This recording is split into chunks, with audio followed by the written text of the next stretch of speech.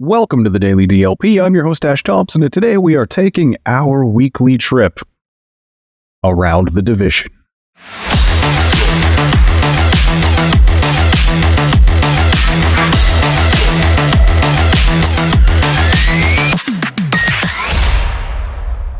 First, like and subscribe, or don't. Use the code DLP at Manscaped, or don't. Click the shop links below, or don't. Not here to tell you how to live your life. But it makes everything work here better when we're off camera pushing the wheel of pain if Chris can afford to get lubricant for those bearings, okay? I don't think we're asking that much. Second, I'm not watching any more Bears games until Justin Fields plays again. That at least gave me a little bit of hope that there might be something interesting that would happen. Like, I'll run down the stats for you guys. I'll give you a quick description of what happened, but I will not have actually watched those games if there isn't at least one actually legitimately interesting player to watch. Sadly, I did watch them this week. It's one of the worst games I've ever seen. Nobody wanted to win, but also nobody could force the other team to lose. The undrafted rookie completed some passes. Some Chicago fans still care, but even the admitted Bears fans in the media have kind of come around on the idea that, like, cool, we've seen him. Let's maybe get back to something that matters. He went 20 of 33 for 162 yards. That's less than 5 yards per attempt, which is terrible. Basically, he's a backup QB, and he's not a bad backup QB by any means, which, of course, on the grand scheme of human beings on Earth, makes him one of the most skilled quarterbacks in existence. But we're talking about NFL caliber here. He's a backup QB. That's where we're at with that. They probably don't need to upgrade that unless they're flushing the whole thing and drafting somebody, which they probably are, which makes him a not ideal candidate. That's not really the kind of backup you want for a rookie. He can't help them learn anything. I hope the Bears keep him. All the running backs were below 4 yards per carry. DJ Moore had 5 catches for 58 yards. Like, there's literally nothing interesting to say about the Chicago Bears game. Other than, I guess, like, their structure kind of looks better than it was last time we saw Justin Fields play, which we'll see if they can maintain that when he comes back. They were playing Carolina, who are probably the worst team in the NFL. Though it really was a toss-up in this game without Fields out there for the Bears. This game was gross. I really just don't want to talk about it anymore. And sadly, I'm kidding, by the way. I am going to watch the games. I just won't like it. And this week, they're playing the Lions. They're actually playing the Lions 2 out of the next 4 weeks. So I sort of have to watch those games, but I suspect we're all going to enjoy them a whole bunch. The Packers lost another game. They went back and forth with the Steelers for 3 quarters. This was a game of dueling quarterbacks who were drafted inside the first round, but kind of look like they probably should not have been drafted in the first round. Jordan Love he completed just over half his passes and threw 2 each of touchdowns and interceptions. If you like watching a quarterback lead his receivers in a way that takes them from having first down yardage to having to come back 2 yards so that they don't have first down yardage, Love's your quarterback a choice. It was not a great game. Love throws 5 highlight reel worthy balls every single game. So that's probably how a lot of fans think of him because that's what they see. But the rest of the balls he throws are not good. We actually would like the Packers to start winning some games at this point so that there is no chance that they can get to or trade to a spot to pick one of those two elite quarterbacks, Drake May or Caleb Williams. A.J. Dillon had the standout performance among Green Bay's running backs, so of course they only gave him 9 carries.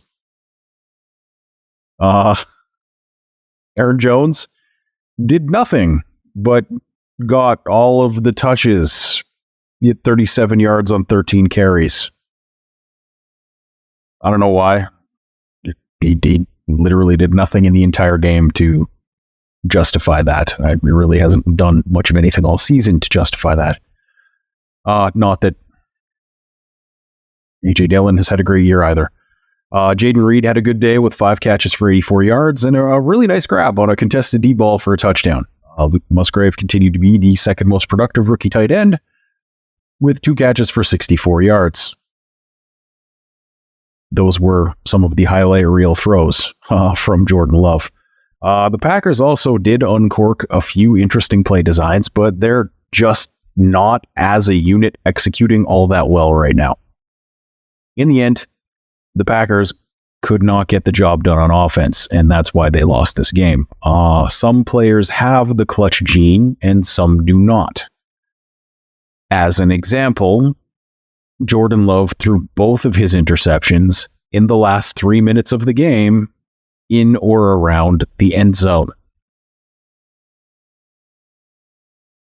The second one was like a last couple seconds of the game throw, so you don't really want to beat him up too badly for that one, but it was how to screw up a Hail Mary. Like, rather than loft the ball and give his guy a chance of coming down with a jump ball and a miracle play, like, he fired a low-flying rocket into the end zone, and one of the Steelers' 8 guys who started the play on the goal line picked off the ball.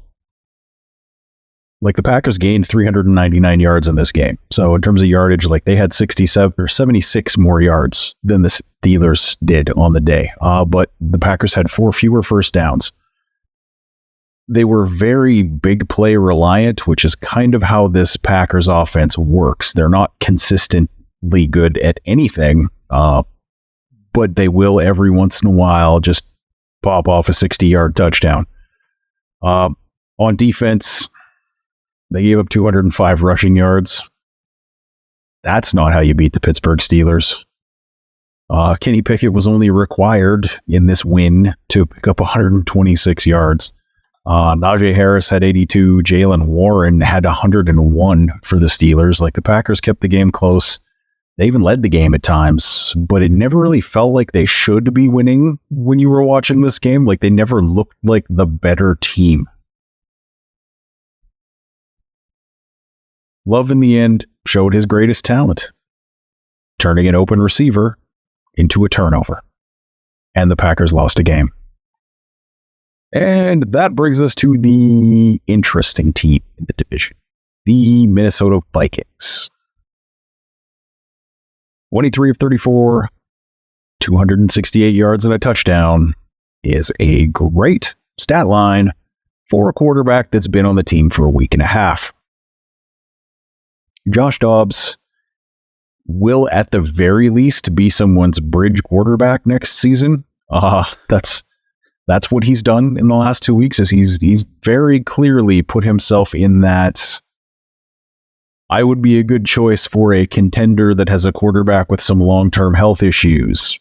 Los Angeles, kind of that backup quarterback style, or I will start 6 games until your rookie that you took in the second round is ready to go. There will probably be 3, maybe 4 quarterbacks taken in the second round this year. Very deep quarterback draft because of the COVID years. Basically, Dobbs has elevated himself from a guy who makes $1 or $2 million a year to a guy that gets $3 to $5 million to hold a clipboard or start a few games. As for his play as the starter for the Vikings, I can see very much why some Vikings fans are getting excited. Like, I've even seen a bunch of people going so far as to say the Vikings should ditch Kirk Cousins and roll with Josh Dobbs. But let's hold that hype train back. Just keep it in the station just for a moment. This is a thing that happens all the time in the NFL. Most fans however, don't really pay enough attention to every other team in the league to kind of understand when it's happening to them.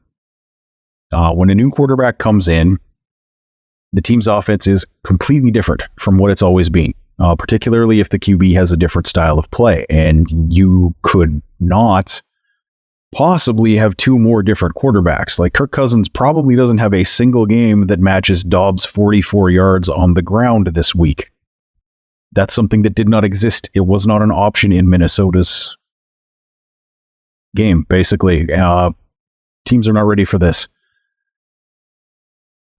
A change like this makes it very difficult to game plan for a team's offense with the different new quarterback. So the first few teams... Oh, sorry, recording this one kind of late. Where was I there? The teams are going in blind. Basically, they have nothing to prep for. They don't know what's going to happen. And when you get a quarterback who comes in a situation like that and plays reasonably competently, you get some success that I don't want to say you didn't earn it because it's the NFL. Every bit of success is earned, but it's a little bit of a short-term cheat code that maybe gives you a little bit more success than you would otherwise get with what you're doing. Does that make sense?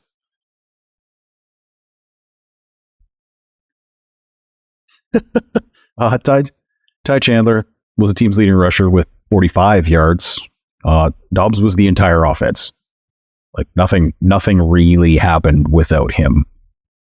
Like TJ Hawkinson had himself a day at the other end of Dobbs throwing. He found a good receiver and throws to him a lot. Hawk had 11 catches for 134 yards. Showed you why he got paid. He's a very good player for the Vikings. We all wish him well. And got the Vikings' only touchdown reception. Dobbs added another touchdown on the ground and didn't turn the ball over. But at some point, here's how this story typically ends. Teams get 3 to 4 games of tape on how the offense works with this new quarterback. Then they are devising strategies for how to stop the new version of the offense instead of trying to adapt strategies to stop the old version of the offense plus whatever this quarterback does. And everything gets harder. Everything gets so much more difficult for the team at this point. Like, I don't mean to take anything away from the Vikings. They just beat a team that were 5-4 going into this game. Then the Vikings handled them. Like, this was not a close game. At one point, it was 27-3, and then the Vikings just kind of took the foot off the gas and were like, maybe we should hold back and not give everybody as much tape on the whole Dobbs thing. The defense did what they needed to do. They shut down the Saints while Derek Carr was in the game and got turnovers once he was injured. There was nothing going right on this night for the Saints offense until they got their own version of that backup quarterback bump, because Derek Carr and Jameis are very different from each other. But all of that offensive success from the Saints was against prevent defenses. It's easy to write what's happening with the Vikings off as a fluke, but they are on a 5-game win streak after a 1-4 start, where I watched all those games twice each for this segment. The Vikings did not deserve to lose 2 of those games, but they did. This is a good team that was somewhat limited by their quarterback play, and I'm not saying that Josh Dobbs is a better quarterback than Kirk Cousins, but I am saying that this guy sees his one shot, and he is doing everything he can to grab that brass ring. The Vikings could very well end up being the team that nobody wants to face at the end of the year. Like, I do not want the Lions to get the Vikings in the wild card round. That's not something I would like to see happen. I'm kind of bummed out that they have to play them. I'll have my popcorn ready for what's happening here, because I mean, this whole thing could fall apart also in a week or two. We don't know. Tomorrow, I'll be taking a deep dive into the Lions win over the Chargers and a few little tidbits and scheme notes about what the Lions have done. See you then.